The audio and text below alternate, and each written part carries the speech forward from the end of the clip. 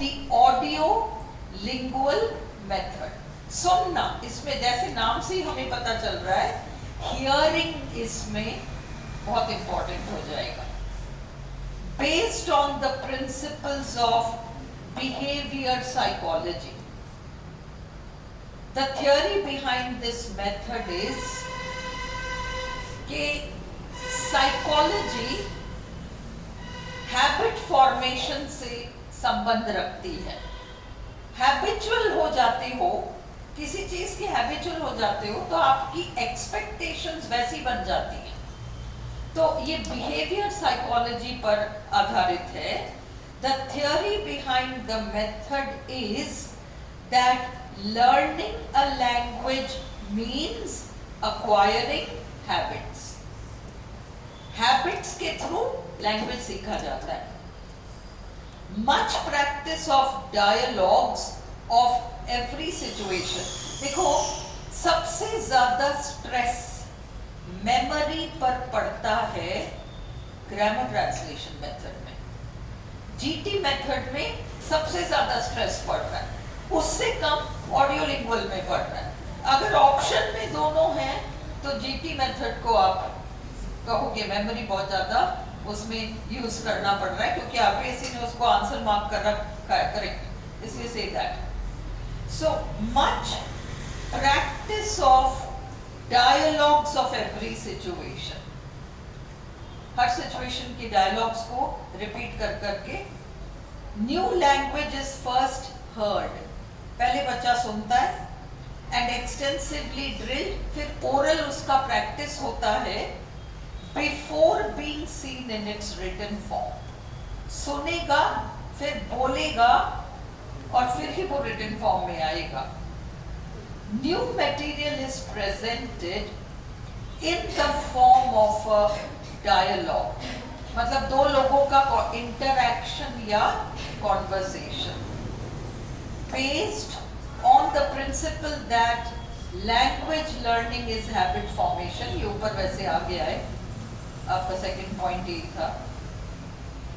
Dependence on mimicry and memorization of set phrases, tone of voice mimic होगा, है ना, वो जिस तरीके के सेंटेंस ओपनर्स हैं वो सारे मिमिक होंगे, कॉपी कर दी जाएगी. Structures are sequenced and taught one at a time. Audiolingual में भी structures को sequence किया जाता है, step by step सिखाया जाता है. Structural patterns are taught using repetitive drills. Grammar is taught inductively. ये question तो आएगा, कोई ना कोई method उठा के पूछते हैं, deductive और inductive. ये inductive grammar है. Little or no grammatical explanations are provided. Audiolingual method में grammatical explanations नहीं दिए जाते, इतना ज़्यादा importance grammar पर नहीं है. LSRW order is followed, ये याद रखिए. Vocabulary is limited and learned in context. Great importance is given to native-like pronunciation. Mimicry है ना, तो आप उसको साउंड्स को मिमिक करते हो. Use of the mother tongue by the teacher, ये इंपॉर्टेंट पॉइंट है. बाय द टीचर परमिटेड है, by the student not permitted है, और स्टूडेंट्स का आपस में भी नॉट परमिटेड है. But stress, sorry, it's use is discouraged among students. Teacher use कर सकता है. जो ओरिजिनल ये मेथड है, ये सारे जो मेथड्स है ना, ये एक्चुअली किसी भी फॉरेन लैंग्वेज को सीखने के लिए ये सारे हमारे पास थ्योरीज एंड मेथड्स वेस्ट से आए हैं. अब वहाँ क्या है, वो सेकंड लैंग्वेज या फॉरेन लैंग्वेज लर्निंग के लिए उन्होंने जो मेथड्स वगैरह बनाए हैं, उनके रूट्स को थोड़ा सा इंडियन क्लासरूम्स के लिए उन्होंने अडेप्ट कर रखा है, चेंज कर रखा है. वहाँ पर टीचर भी नहीं बोलेगा, टीचर को एक्शन करना पड़े एक्शन कर लेगा, बट वो मदर टंग यूज नहीं करेगा. अपन के यहाँ यूज कर रहे हैं अपन. सो ओरल बेस्ड मेथड, ये याद रखिए, ओरल बेस्ड मेथड है ये. ऑडियोलिंगुअल ओरल बेस्ड मेथड है. जो इंपॉर्टेंट पॉइंट्स है उनको टिक कर लो ताकि उतने उतने तो देख जाना. फिर इट हैज ये भी very important point, audio lingual method का थ्योरेटिकल बेस है। ऑडियो लिंगुअल मेथड का एक थ्योरेटिकल बेस है, इसके पीछे एक थ्योरी है। It has a strong theoretical base in linguistics and psychology. कौन सा मेथड है जिसका एक थ्योरी बेस है? ऑडियो लिंगुअल मेथड है। Charles fries university of Michigan के थे ये, इन्होंने मदद की इस मेथड को डेवलप करने में, इसलिए इसको मिशिगन मेथड भी बोला जाता है। Learning through conditioning was done. Conditioning का मतलब आदत डाल देना।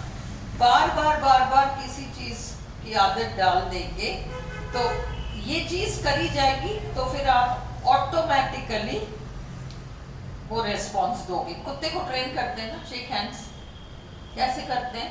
कंडीशनिंग। उसको बार बार कराते हैं, फिर आप एक ट्रिगर यूज करते हो, अपने आप ही अपना पंजा निकाल देता है। ये है हैबिट फॉर्मेशन, कंडीशनिंग है।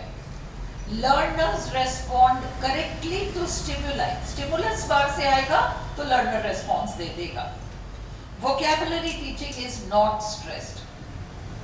Basically method with a theory है, ओरल बेस्ड अप्रोच है ना, तो और हैबिट फॉर्मेशन इसमें इंपॉर्टेंट है। ये तीन इसके की पॉइंट्स हैं, ये याद रख लो। अब इसके एडवांटेजेस क्या हैं? The first method to have a theoretical base, पहली मेथड है जिसका थ्योरी है, makes language teaching possible to large groups of people, क्योंकि कई लोग बैठकर सुन सकते हैं।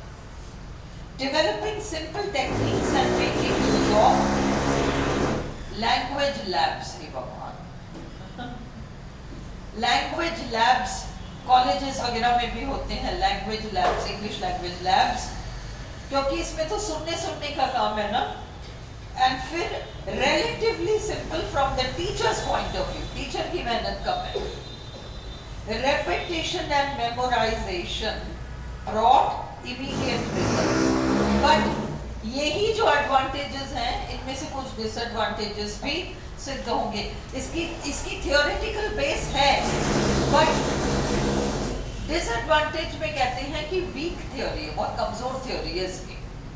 Disadvantages of AL method does not develop language competence. इसको अंडरलाइन करो। एएल मेथड का ये सबसे बड़ा डिफेक्ट है, कितना ही सुनवा लेते हैं, कितना ही बुलवाने की कोशिश करते हैं, पर लैंग्वेज कॉम्पिटेंस नहीं आ पाती। लैंग्वेज कॉम्पिटेंस का मतलब क्या है?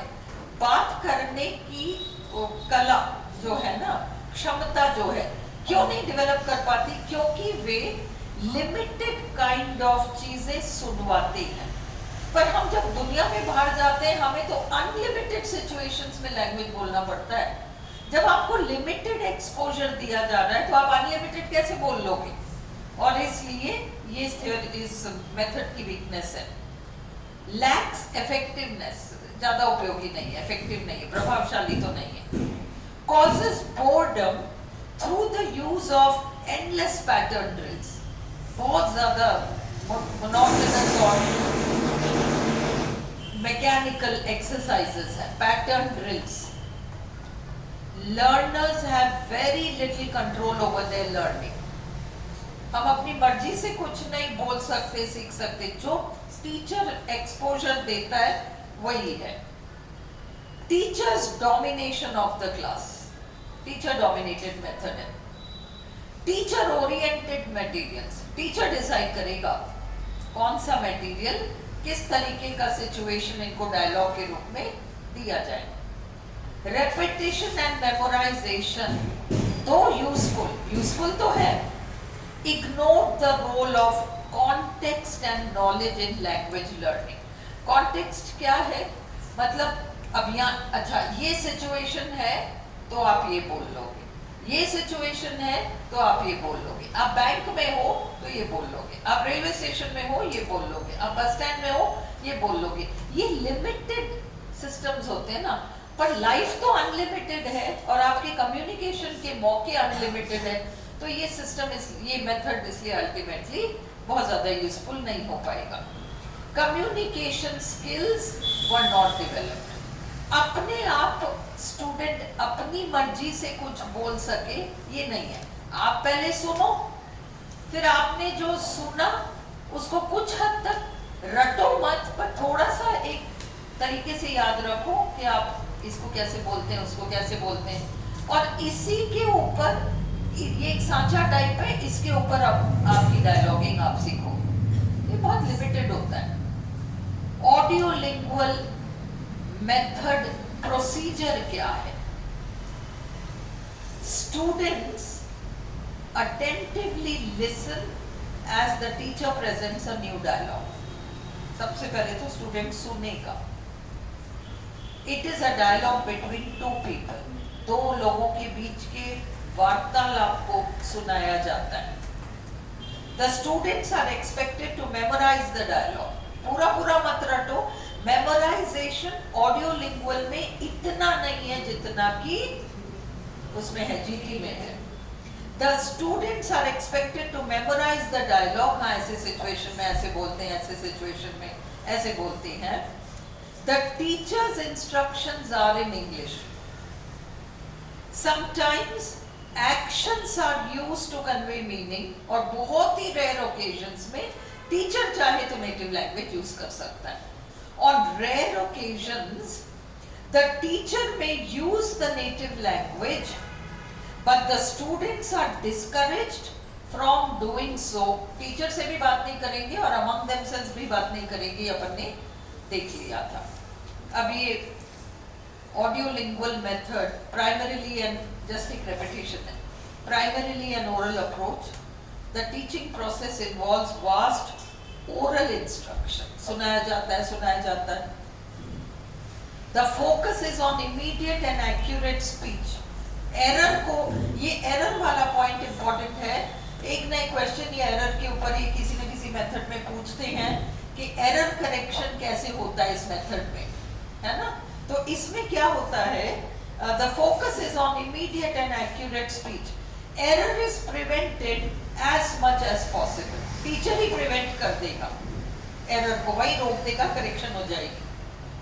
Mostly the target language is used as the medium of instruction. फिर translation and the use of native language is discouraged. Translation और native language का use कौन से मेथड में किया जाता है? टेबल बना के याद कर लो कि इस मेथड में translation allowed, native language allowed, इस वाले में ट्रांसलेशन भी नॉट अलाउड, नेटिव लैंग्वेज। सारे मेथड्स जो आपके सिलेबस में हैं उनके लिए ये टेबल बना के रखो, नहीं तो याद नहीं होगा। 3-4 चीजें वो रिपीट करके पूछ रहे हैं। एक तो करेक्शन ऑफ एरर्स कैसे हो रहा है ये पूछ रहे हैं। एक ग्रामर डिडक्टिव है या इंडक्टिव है ये बार बार पूछ रहे हैं। तो सारे मेथड्स के नाम लिख के वो टेबल बना लो। भाई ग्रामर इंडक्टिव है, डिडक्टिव है, या नेटिव लैंग्वेज का यूज अलाउड है, नॉट अलाउड है, टीचर से अलाउड है, स्टूडेंट से अलाउड नहीं है। ये सारी चीजें टेबल से याद कर लो। अगर टाइम मिलेगा तो मैं बता दूंगी, बट तुम लोग अपने लेवल पे ट्राई तो करना। हाँ, ऑडियो लिंगुअल मेथड यू क्या ना, कौन सा पॉइंट है नेक्स्ट?